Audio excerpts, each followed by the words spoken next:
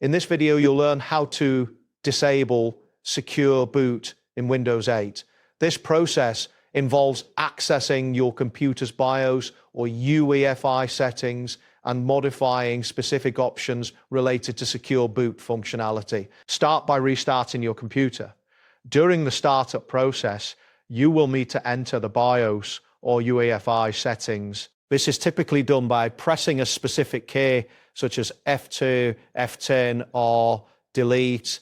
The correct key is often displayed on the screen as your computer begins to boot. Entering these settings is crucial because it allows you to control hardware level options, including secure boot. Once you have successfully entered the BIOS or UEFI interface, you will need to navigate to the security or boot configuration menu.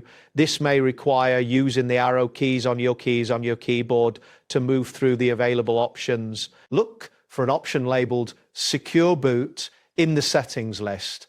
The exact location of this option can vary depending on the manufacturer of your computer, so take your time to carefully read the available options before making any changes. Familiarizing yourself with the layout can help prevent configuration issues. After locating the secure boot option, select it to access the setting.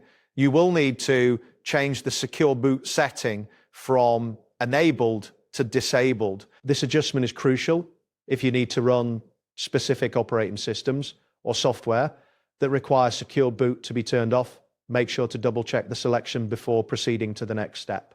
Once you have changed the secure boot setting, you must save the changes you made. Look for an option that says save and exit or similar wording. Selecting this will prompt the computer to save your new configuration. The computer will then restart automatically, applying the new settings you just configured. Disabling secure boot may provide the flexibility to install certain operating systems and software. However, it is important to understand that this action can also reduce some security protections. Always proceed with caution when making changes in the BIOS or UEFI settings to avoid potential issues with your system. That wraps up today's guide. Thanks for watching and catch you in the next tutorial.